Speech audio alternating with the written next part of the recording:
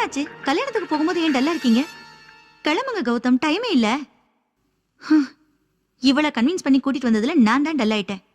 சரி சரி கிளம்புங்க, முகூர்த்தத்துக்கு நேரம் ஆயிடுச்சு.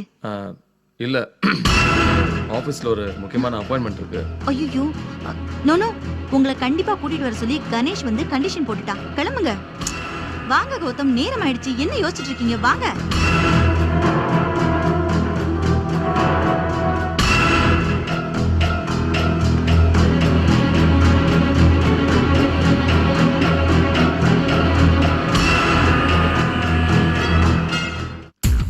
டேய், முகூர்த்தத்துக்கு வேற நேரமாச்சு.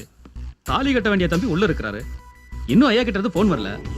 ஐயா கிட்ட இருந்து போன் வந்துச்சுன்னா நம்ம முகேஷ் தம்பிய சீக்கிரமா ஐயா கிட்ட கூட்டிட்டு போனோம்.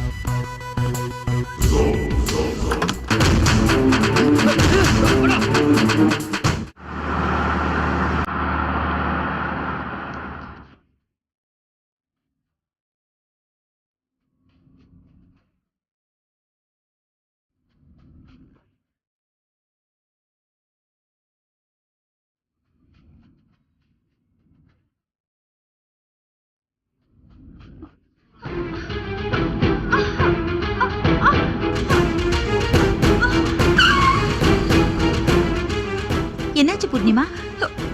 ஒண்ணு இல்ல, காலையில இருந்தே ஒரு மாதிரியே தான் இருந்துச்சு. இப்போ பெயின் கொஞ்சம் அதிகமா இருக்கு. இமீடியட்டா ஹாஸ்பிடல் போகலாம். வண்டி எடுங்க. வேண்டாம், நீங்க கல்யாணத்துக்கு போயிட்டு வாங்க. நான் ஆட்டோ பிடிச்சி ஹாஸ்பிடல் போயிட்டு வந்துடுறேன்.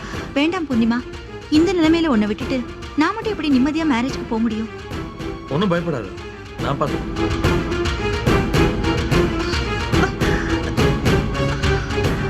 பரவாயில்ல, நீ மேரேஜுக்கு போ.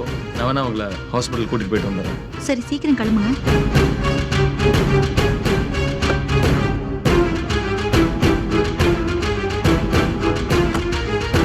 சீக்கிரம் கிளம்புங்க.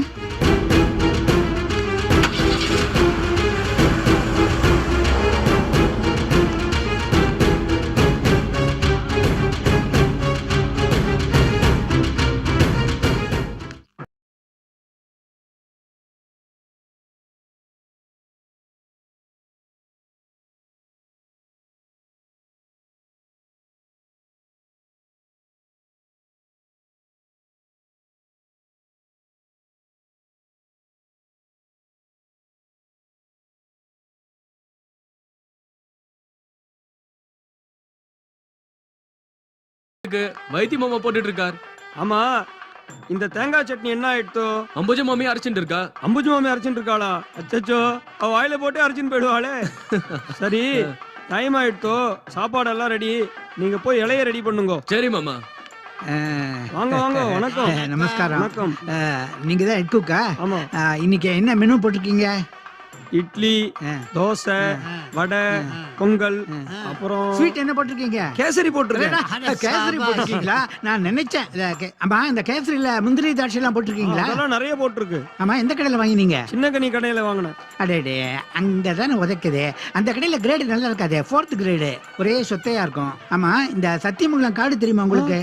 சத்தியமங்கலம் காடு தெரியாதா? அதாங்க சந்திரங்கடத்தில் வீரப்பன் இருக்கானே, அவன் அங்கேயே தான் சுத்திட்டு இருந்தான். அங்க அந்த முந்திரி இருக்க கொலை கொலையாக தொங்கும். அதை பறிச்சுக்கிட்டு வந்து நல்லா ரோஸ்ட் பண்ணி கேசரியில போட்டு அதை அப்படியே எடுத்து சாப்பிட்டா அல்வா மாதிரி இருக்கும். என்ன முழிக்கிறீங்க? சத்தியமங்கலம் காடு தெரியாதா? தெரியாதுங்க. ஐயோ, அந்த காட்டுல இருக்கிற முந்திரி மரம் கீழே தான் அந்த சேத்துக்குழிக்கு வந்து படுத்துன்னு இருப்பான்.